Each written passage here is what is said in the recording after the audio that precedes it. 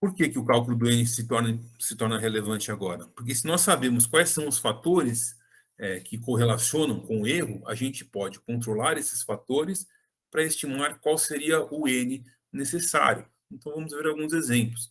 Primeiro, a gente tem que definir qual é o tipo de teste que vamos estar trabalhando, quais são os dados que nós temos para trabalhar, qual é o tipo, né, quais são os tipos de variáveis disponíveis, qual é a distribuição dessas variáveis, e aí vai o conhecimento em bioestatística de quem for fazer a análise desses dados.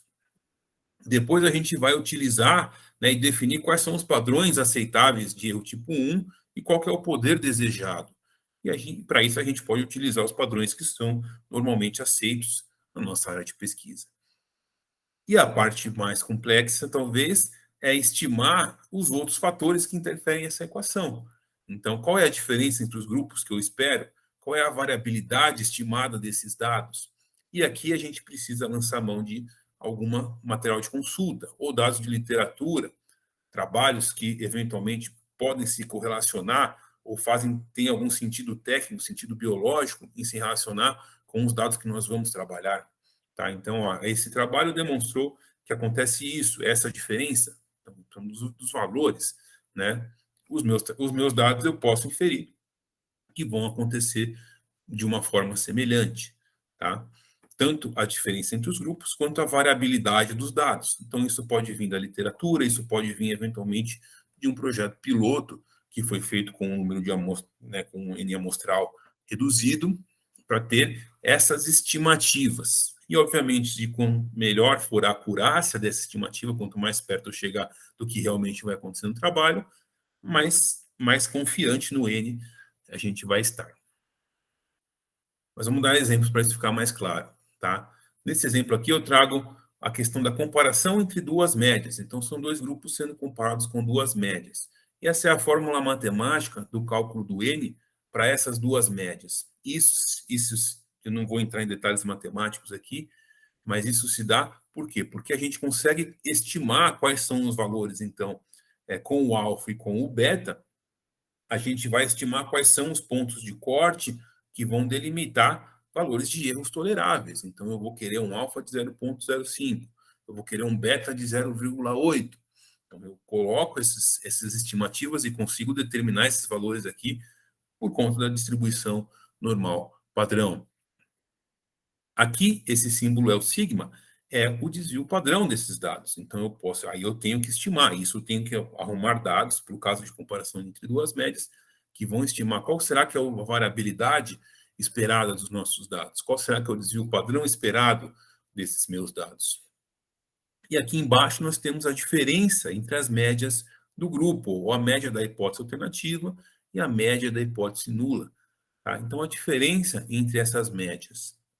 E se a gente for parar para pensar e traduzir essa expressão matemática de um ponto de vista prático, ela faz muito sentido. Pensem que quanto maior for a variabilidade dos nossos dados, então quanto mais variáveis eles foram, mais informação desse universo amostral a gente precisa. Então, se esse número aqui de cima aumenta, né, o número que está aqui no numerador, né, eu vou, consequentemente, aumentar o nosso N também. E ao contrário, se essa diferença aqui embaixo for muito grande, se os grupos tiverem uma diferença muito acentuada, com um número menor de amostras, eu consigo evidenciar estatisticamente essa diferença. Então, se essa diferença aumenta, o nosso N diminui. Se essa diferença diminui, o nosso N aumenta. Então, vamos pensar nessas curvas, são histogramas. Vamos imaginar que são duas distribuições de amostras, né? Aqui nós temos no eixo X os valores das nossas amostras, independente de quais eles sejam, e aqui no eixo Y teríamos a frequência. Então, aqui temos algumas amostras que apresentaram valores menores, aqui outras que apresentaram valores maiores. Tá? Quanto maior for a variabilidade, mais separado, mais aberta ficaria essa curva. Então, se nós temos um grupo aqui com médias que são parecidas, a gente vai ter uma grande sobreposição desses dois grupos, a gente vai precisar de mais N para fazer inferências estatísticas robustas a partir dessa comparação. Né? Então, nesse primeiro exemplo aqui, nós temos duas distribuições, dois universos, duas amostragens, tá? Com médias que eram distintas, mas elas se sobrepunham Por quê? Porque eu tenho uma variabilidade maior e uma diferença entre as médias menor. Então, eu precisaria de um N maior para fazer inferências robustas, para ter um bom poder estatístico, para ter um erro tipo 1 aceitável, um erro tipo 2 também aceitável. Nesse outro caso aqui, eu tenho uma menor variabilidade, então os dados estão mais concentrados ao redor dessa média, e a diferença entre as médias elas são maiores, elas estão mais longe. Então, com menos número de amostras, eu já consigo angariar dados suficientes para fazer inferências robustas, né, para ter bastante certeza, para ter confiança e ter um bom poder estatístico com relação a essa comparação. Então, na prática, os elementos que vão definir o número amostral são a variabilidade desses dados e a diferença entre os grupos que a gente está querendo comparar. E aí não tem como a gente fugir, a gente tem que estimar esses valores de uma forma ou de outra, tá? Aqui um exemplo para comparação de duas médias, mas isso vai se repetir de formas, né, semelhantes, óbvio que com as peculiaridades de cada teste, mas para outras abordagens estatísticas isso também vai acontecer de maneira semelhante, principalmente a variabilidade e as diferenças esperadas vão ser fatores chaves para determinarmos qual que é o N do experimento. Bom, mas a gente sabe que na biologia nem todo mundo é familiarizado com a matemática, com as contas, prefere alguma métodos mais práticos e mais rápidos para chegarmos nessas estimativas, nesses cálculos. Então, existem ferramentas interessantes disponíveis gratuitamente, a grande maioria delas, tá?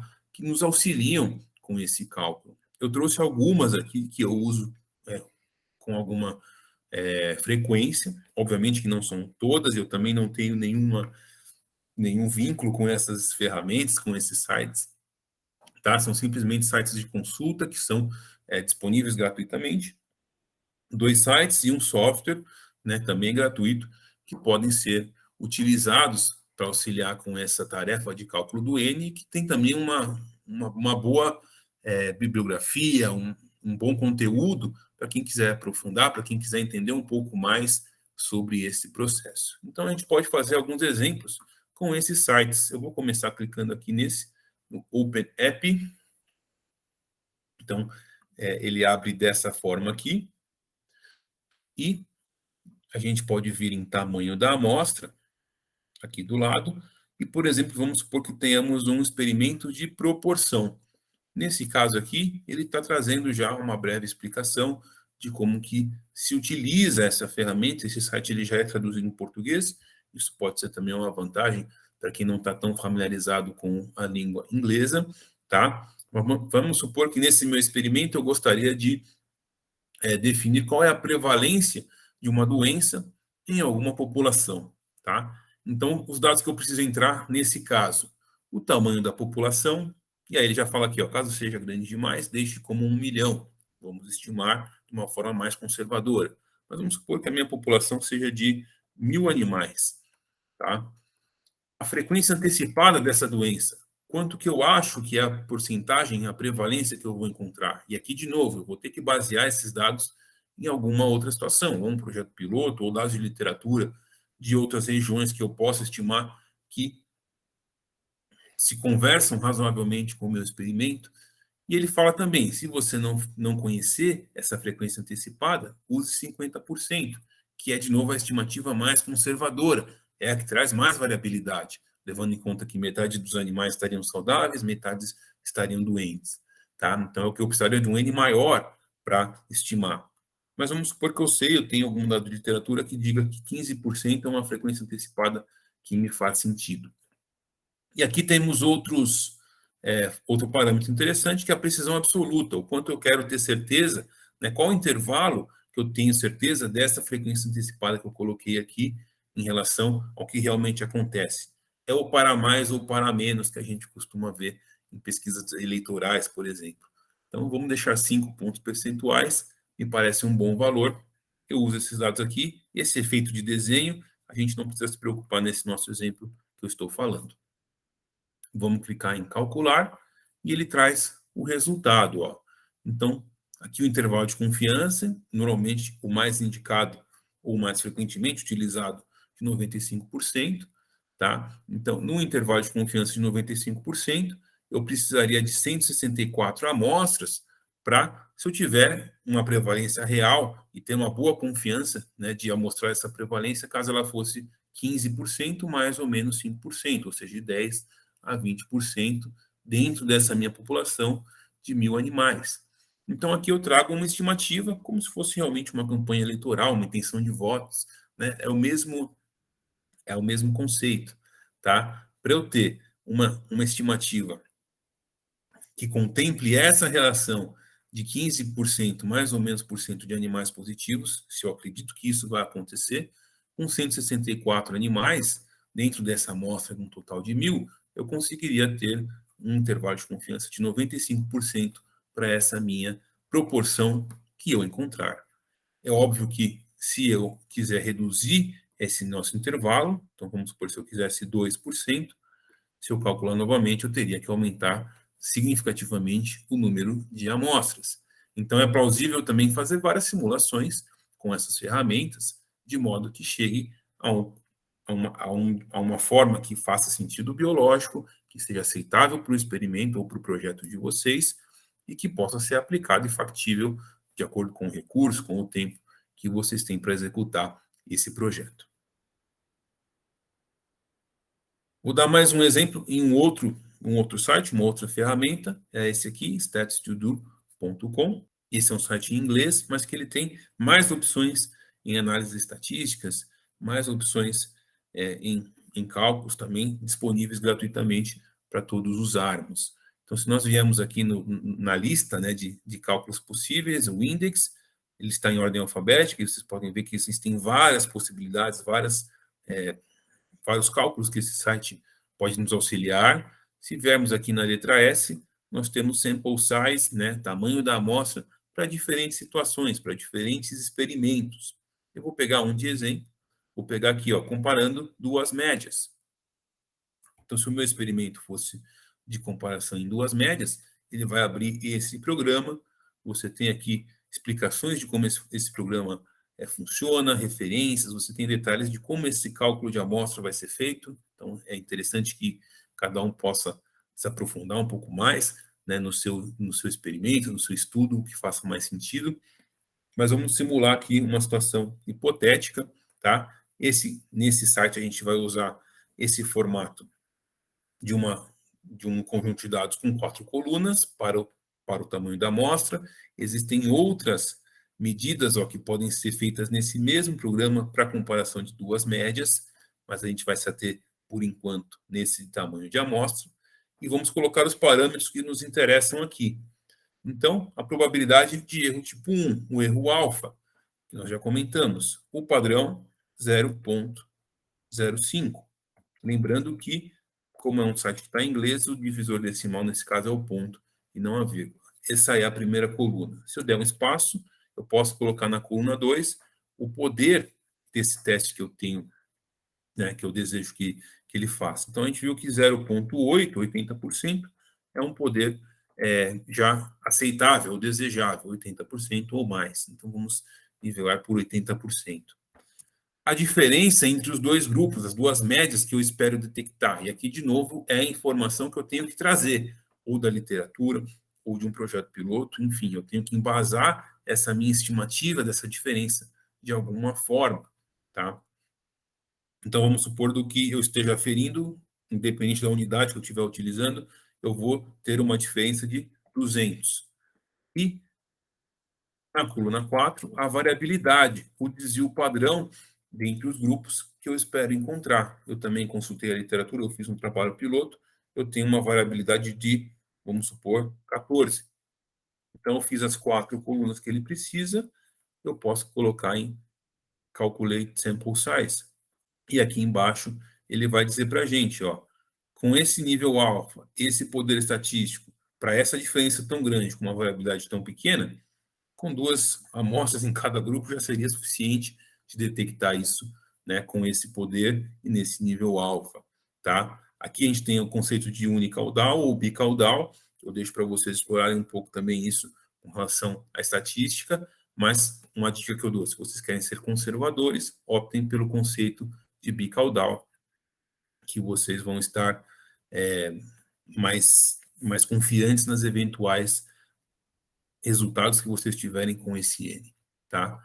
Se a gente fizer copiar essa coluna aqui para baixo, nesse mesmo software estatístico, mas supormos que agora nós temos uma variabilidade muito maior, vamos pensar de 135 e não de 14. Se eu fizer um cálculo novamente, ó, ele vai me dar já um N maior para esse grupo aqui. Então, eu preciso de 9 animais para chegar nessas características, né, com esse nível alfa, esse poder estatístico, essa diferença encontrada e essa variabilidade de dados. E aí vocês podem fazer várias simulações e ver o que se aplica de uma forma eficiente para vocês. Vocês podem mudar o nível alfa, se isso fizer algum sentido do ponto de vista técnico para vocês. Vocês podem melhorar o poder. Eu quero ter um maior poder estatístico, eu quero ter mais confiança de que eu vou detectar essas diferenças. Então, vou por 0,9, vou diminuir a diferença que eu espero, tá? Eu vou manter a mesma variabilidade de 135. Se eu fizer de novo, pedir para ele calcular a partir desse exemplo, ele vai me dar um N de 16, né? Então, cada linha ele vai adicionando qual seria o tamanho da amostra necessário por grupo, tá, pessoal? Então, esse aqui é o tamanho da amostra por grupo. Então, 16 indivíduos, 16 amostras em cada grupo, para detectar um experimento nessas condições aqui. Então, esses são alguns exemplos possíveis, tá?